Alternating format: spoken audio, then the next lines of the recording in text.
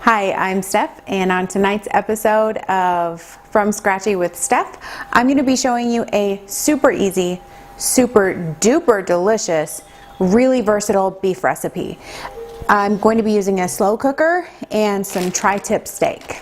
My favorite thing about this recipe isn't really that it's easy. That's a bonus to me, but I don't mind some hard labor when I'm making a meal. What I do love is the versatility. All you need is a couple of tweaks, and this beef can take you from taco night to the Asian garden to pot roast, all American style. The first thing I'm gonna do to make this happen is fire up the range. We're going to sear this meat so that it stays juicy and it gets just a little bit of a crust on it. Even though one of the great things about the slow cooker is that you can just drop a bunch of stuff in there and then forget about it, this extra step is worth it to make it seem like it's not meat that's been sitting in a pot on low heat all day. Sometimes that's what you're going for, but I like the idea that it tastes more like it's been on a grill or in a smoker all day. Another thing that I love about this recipe is that it is really one pot. I'm using a cookie sheet tonight because I don't want you to think that I'm hornswoggling you with my hands in there. What is she really doing? And I wanted to be able to demonstrate how we're going to treat the meat, but I do everything inside of the crock pot, to taking it out and putting it on the heat, taking it out, putting it back in the pot. This thing is a one pot deal. I hate dishes. Have I said that in every episode? First thing we're going to do is treat this meat to a little massagey and a little bit of salt. Oil the meat so that it doesn't stick to the pan, doesn't create a lot of smoke, and it gets the job done because we're going to be searing this on all sides. If you have the time, it's a wonderful thing to be able to salt the meat first, oil it later, and you want to salt it even as far out as all day. So if you are headed to work and you have time to give it a little sprinkle, or you could even put it in a marinade, and I will list some of the ways that I've marinated this meat in the past. But generally speaking, all you have to worry about is the sear. That's the only like extra step that we're gonna do, and it comes out delicious, like super delicious, super tender, super delicious. I wonder if my arm is gonna look as jiggly as it felt.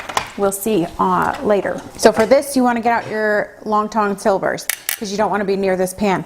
The reason that I love the beef tri-tip steak for this recipe is because it's a steak that is pretty cheap. It's not the cheapest cut of meat that is available, but it's not expensive for a steak. But the quality of the meat is such that it doesn't require a whole lot of treatment or time to get super tender and super delicious. I wish that I could tell you to make sure that you turn your heat all the way up.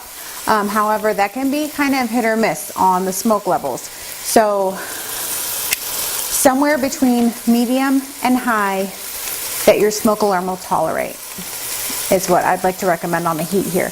And you just want to give each side about 2 minutes until they get a nice sear. Now that the beef is all seared up, I'm going to go ahead and move it to the slow cooker insert.